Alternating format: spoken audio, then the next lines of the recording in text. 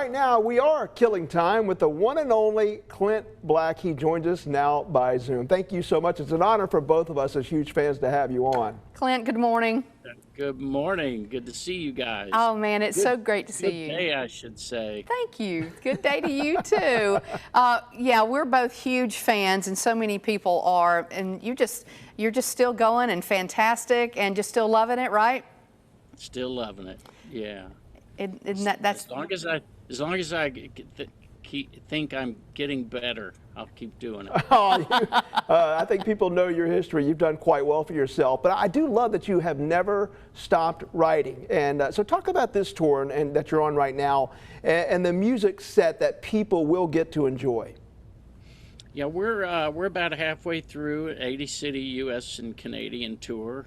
And we're just doing as many hits as we can squeeze in. There's a couple of deep cuts that we love to do, so we spoil ourselves with those. And I have a fantastic band, and they get to play. So it's not just about me. If you like it when the singer shuts up and the musicians stretch out, we do that too. Are you seeing generations, several generations at your concerts, and how gratifying is that to see that your music has transcended those generations? Oh, it's getting younger and younger. People are throwing babies on the stage now. It's crazy. It's just crazy. I have noticed more and more young people, and there's some singers out there like Riley Green and John Party who are pointing at us guys and blaming us for their influences. And so I see when I see the younger people out there, it's great. I always watch to see if they sing along with anything. Do they know the songs, or are they hearing them for the first time? And a lot of them are singing them. Singing along with us. So that's awesome. Fun. And that's been part of the fun I've watched, like Jody Messina, I've seen her on tour too, and just, the songs that everybody knows, they're enjoying them. Your debut album, Killin' Time, I mean, I can't tell you how many times I've been in my car singing Killin' Time, A Better Man, Nobody's Home, all those songs. Tell us about that time in music, the late 80s into the 90s. What was that like then? Well, it was crazy. Well, today happens to,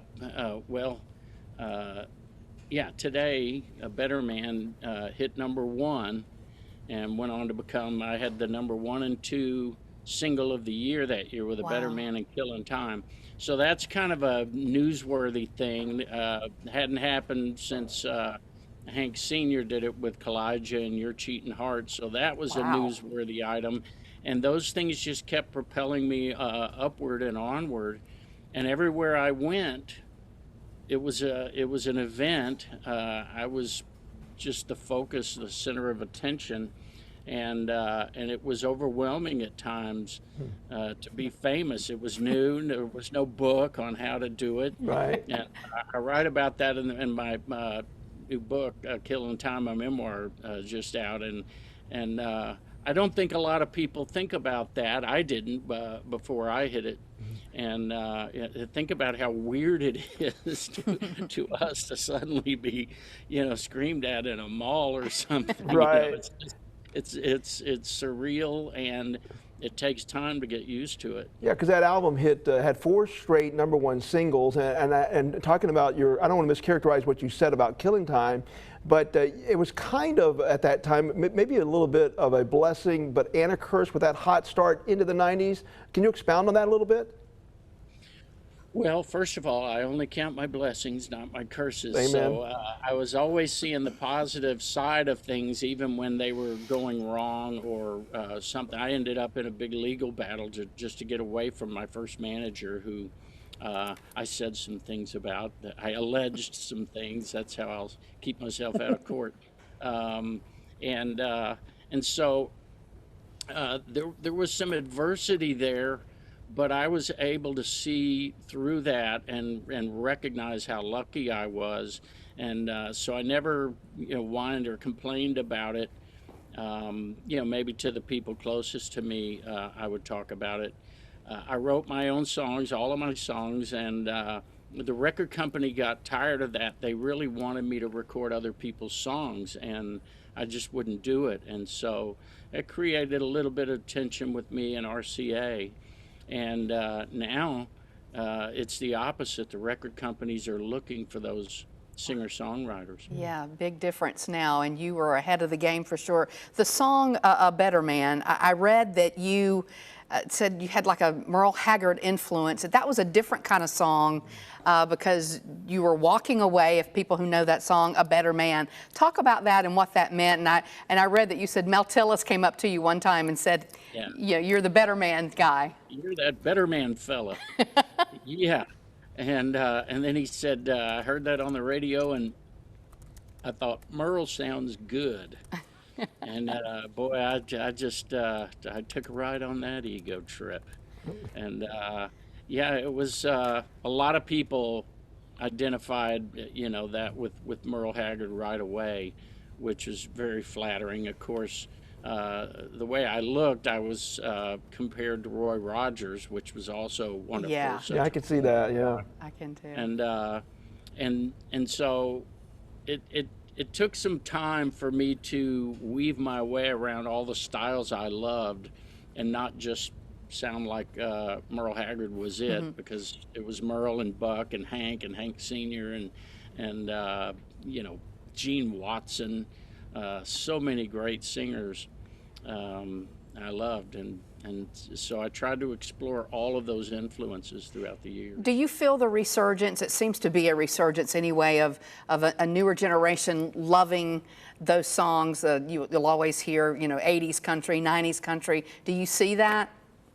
Yeah, I have a good example of a barometer. On Spotify, you can see how many streams a particular song has, and about 5 years ago, A Better Man had 50 million streams, and now it's about 140 something million streams. So just in the last 5 years, it's tripled. Wow! Just for that one song in particular. Clint, I hope this is okay to ask you about you and your wife, actor Lisa Hartman. Y'all have acted together, and I know you've enjoyed doing that. But what is a lot of celebrity marriages don't last that long, which you guys have. Do you have a secret for that? Yes, and I can't tell you because it's a secret. I think what I've always said is it's about communication. If you want to get closer to a person, you have to let them know what you're thinking within reason. It's, honey, what are you thinking? I'm thinking steak. A lot of times it's just that. But if you let things go for too long, you won't be able to talk about them in a way that's helpful. And also be careful what you say. If you think your spouse did something, don't tell them you think they did something. Tell them how they made you feel, because then they have somewhere to go. I didn't mean to make you. The way you looked at me at that party, it really made me feel like you were upset. And then and then I say, oh, I had gas. That's all it was. Clint Black, the interesting therapist here. Hey, Clint, before we have to wrap, I do want to ask you, though, those first few riffs of Killin' Time, when that guitar starts, do you feel the audience go, oh my gosh, this is it? Or do you still enjoy it that much too? Yeah, and I always tell the audience this song, the album was finished. It was set to be released, and Hayden and I wrote that song at the last minute, and it almost didn't make it on there. Oh. What? Oh my gosh. Yeah, and so I think there's a little bit of surprise at that from the audience. Yeah, that is shocking, because that has to be my favorite song of yours. But you can do anything. That's right. You're so wonderful, and you're going to be in Gadsden June 25th. June 25th, yeah. So I know you're looking forward to that. Yeah, go ahead. It's going to be a very good show, according to me. And the band backs me up on that. Do you and Lisa have any new things coming up, either duets or movies or anything? Nothing new there. I've been writing a lot of songs, writing with some great young songwriters here. Hayden and I, of course, still writing songs. He's after nearly 40 years still playing with me in the band. And And so I'm thinking I'm going to go into the studio in November. You know, for anybody coming to Nashville, I've got a big exhibit at the Hall of Fame now that's going to be running for the next 15, 16 months. Oh, wow. Okay. And of course, my book, go to clintblack.com, read all about it, and you will not believe the life I've had. All right, I said I was going to wrap, but I have to ask one more thing. Yeah. You've embraced social media and what everybody has to do now in the business, and that's with your daughter too, right? Yep, Lily Pearl Black. And she's a songwriter now, by the way. And she just wrote a song about her and me that just, I'm not going to say I cried, but there was something in my eye. And so she's doing that and getting me. She loves to get me to dance and do silly things. She had me in curlers for one. And with lipstick. It's just the things I'll do for my daughter. The things we do for love, right? A lot of parents are like that. All right, Clint Black, he's in Gadsden, June 25th at the AMP. For more ticket information, go to Gadsden, the City Gadsden's website. Clint Black, it's just an honor. Thank you so much for doing this for us. It's good to see you guys. Thank you, Clint. We love you. All right. Love you too.